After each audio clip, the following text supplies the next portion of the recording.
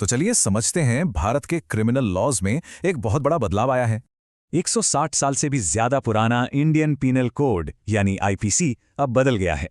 और इसकी जगह ली है भारतीय न्याय संहिता बीएनएस ने, जो 2023 में आया। तो बीएनएस को समझने के लिए चलिए शरीर के खिलाफ सबसे गंभीर अपराधों को देखते हैं।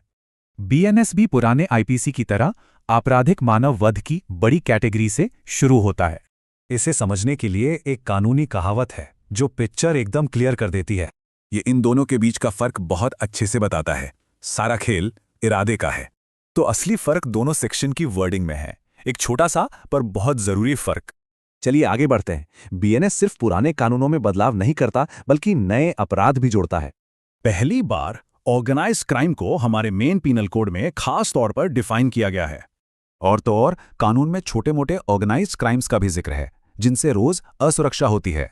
इसी तरह बीएनएस में टेररिस्ट एक्ट्स के लिए भी एक अलग सेक्शन है जिसे साफ साफ डिफाइन किया गया है। इन नए अपराधों के लिए सजा भी बहुत सख्त रखी गई है, जो इनकी गंभीरता को दिखाता है। नए अपराधों के अलावा बीएनएस चोट यानी असॉल्ट जैसे पुराने कानूनों को और मजबूत भी बनाता है। देखिए, चोट की बेसिक परिभाषा तो वही है जो अलग अलग तरह के हमलों का बेस बनती है, लेकिन ये एसिड अटैक जैसे भयानक अपराधों के लिए ज्यादा सख्त और विक्टिम सेंट्रिक सजा देता है। सेक्शन 124 के तहत एसिड से गंभीर चोट पहुंचाने पर कम से कम 10 साल की सजा होगी। और सबसे जरूरी बात, जो भी फाइन होगा वो सीधे विक्टिम को इलाज के खर्चे के लिए मिलेगा। और ये पूरा चैप्टर किडनैपिंग और ट्रैफिकिंग जैसे दूसरे बड़े अपराधों से भी पूरी सुरक्षा देता है। तो इस नए कोड के पीछे का लॉजिक क्या है? इसे 3 हिस्सों में समझा जा सकता है। इसे एक्शन में देख सकते हैं। कई पुराने आईपीसी सेक्शंस को बीएनएस में बस एक नया नंबर मिल गया है।